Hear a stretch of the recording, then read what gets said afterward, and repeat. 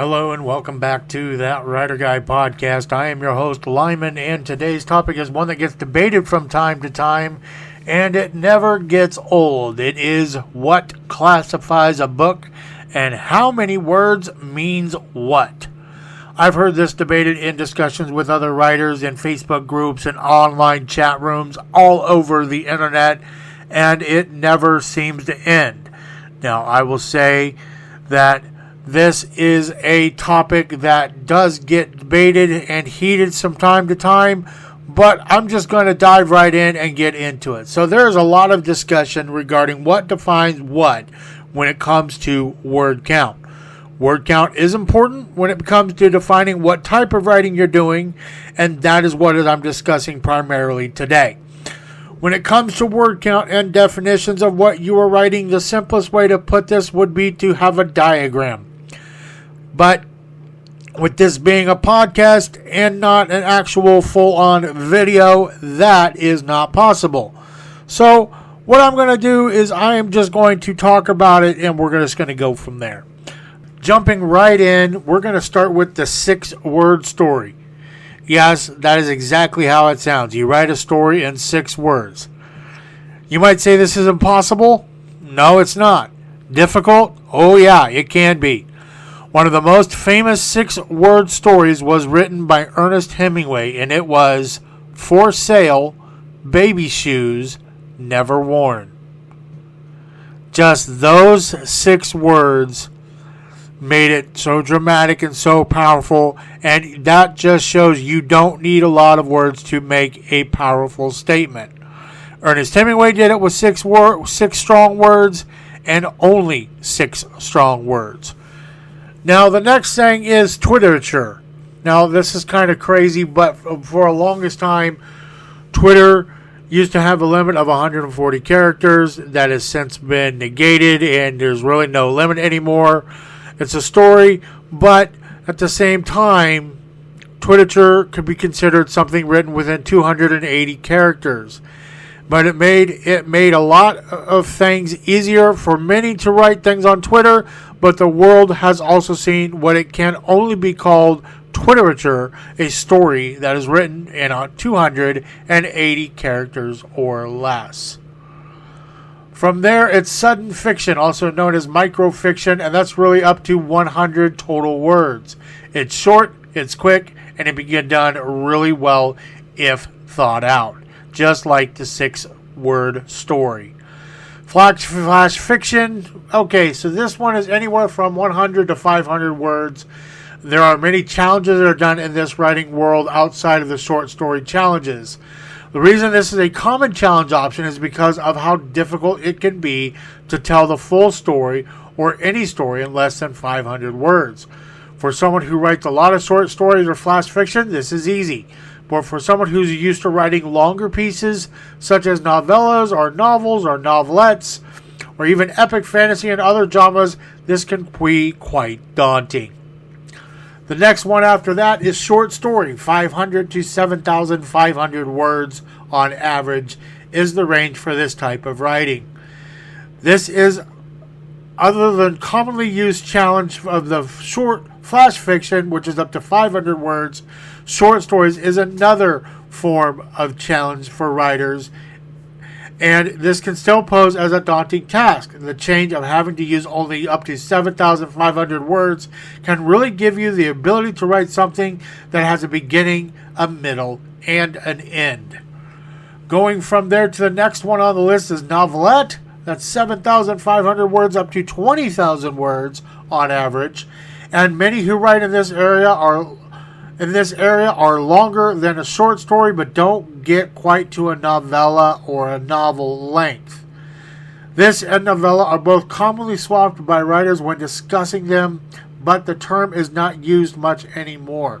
But it still has a place in this segment because it used to be used for romantic stories and sentimental stories. Now, after the novelette is the novella. The novella is 20,000 to 40,000 words, and that is where this one rests, and here's why. It's longer than a short story, it's shorter than a novel, but it has enough meat within the story to feel like a complete story and book. In the past, these were used as educational, moral, or satirical means, and the focus has then shifted to something that can be used in literally any general genre out there now. It can be an interesting spot to be in with a novella, as the traditional publishing market isn't super keen to them at times, and many are looking for full novels to publish. Which brings us to the next one, a novel. Novel can be anywhere from 40,000 up to 100,000 words. That is the bulk of the work that is out there on the market today. This word count covers every type of genre and style of writing, but there is sub-classifications of books in different genres. Novels involve multiple characters, actions, thoughts, situations, and have sub-stories and even subplots in them. Going from there to the next but not least, and that is epic, which is 100,000 words plus. Now, 100,000 words and more is the normal for an epic book. Most of the time, when someone says epic, they're looking at fantasy as the most common one. But the truth is, science fiction and other genres can be considered epic by word count alone. Some of the more prolific stories that have over 200,000 words and in them, and they are as follows. Gone with the Wind by Margaret Mitchell. That one sits at 418,053 words. A Game of Thrones by George R.R. Martin comes in at 298,000 words. War and Peace by Leo Tolstoy, 561,304 words.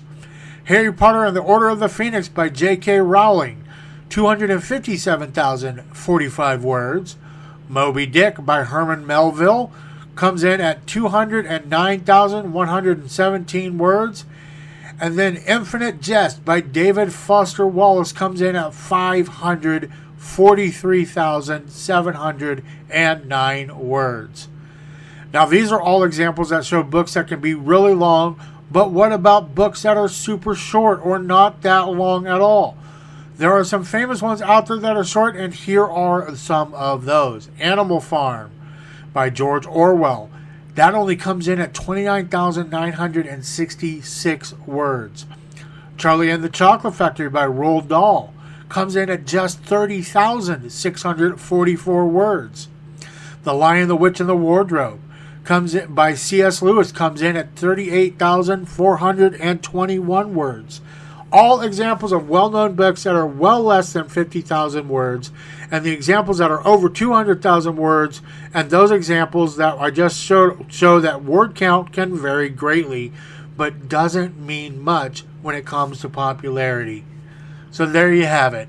There are the main classifications of word count by means and what those word counts actually go for. I want to say one thing, though. This will never stop being something that is debated. Word count is subjective, and there is no hard definition for what the word count should be for any specific genre. Everything is based on an average. Ask 10 different people, and you might get 10 different answers as to what something should be classified as. Just know that if you are writing, write until a story is finished. Don't try to use filler words. Don't try to add anything extra. And at the end of it, you'll be happy with your result. The word count will fall on the last word you write, and then you can decide what classification it is after that. And that's everything I have for this particular episode, and I thank you for joining me today. If you've enjoyed this podcast or any of my podcasts, please consider joining me again on the next episode when we're going to talk about another fun topic, and that is all about outliner versus plotter. A pantser versus plotter, and what exactly that means. I look forward to being with you again next time, and until then, happy writing.